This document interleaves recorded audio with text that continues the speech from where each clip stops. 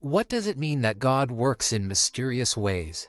God works in ways that are often deemed mysterious. That is to say, God's methods often leave people totally bewildered. Why would God tell Joshua and the children of Israel to march around the city of Jericho for a week? What good could possibly come from Paul and Silas being arrested and beaten without cause?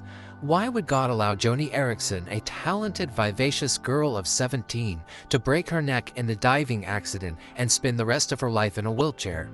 The processes God uses, the interplay of human freedom and God's sovereignty, and God's ultimate summations are far beyond what the limited human mind can understand. The Bible and the testimonies of Christians down through the ages are brimming with true stories of how God turns situation after situation, problem after problem, life after life, completely upside down, and He often does it in the most unexpected, astonishing, and inexplicable ways. The life of Joseph is a good example of the mysterious way God sometimes works. In Genesis chapter 50 verse 20, Joseph says to his brothers, "As for you, you meant evil against me, but God meant it for good." In this statement, Joseph summarizes the events of his life, beginning with the evil his brothers did to him and ending with his recognition that it was all part of God's beneficent plan to rescue His covenant people. There was a famine in Canaan where Abraham's descendants, the Hebrew people, had settled, so Joseph brought all of them out of Canaan and into Egypt. Joseph was able to provide food for them all because he had become governor of Egypt and was in charge of buying and selling food.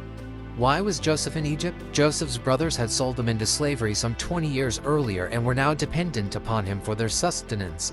This irony is only a small part of what happened in Joseph's life. God's paradoxical movement is obvious through all of Joseph's history. If Joseph had not been governor over Egypt and moved his kinsmen there would be no story of Moses, no exodus from Egypt 400 years later.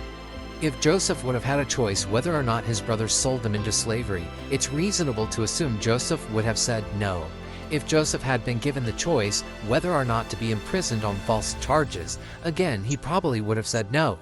Who would willingly choose such mistreatment?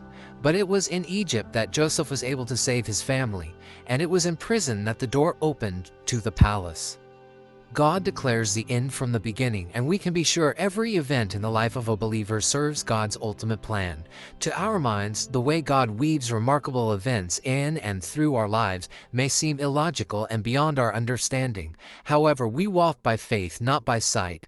Christians know that God's thoughts are above our own thoughts, and God's ways are higher than ours, as the heavens are higher than the earth.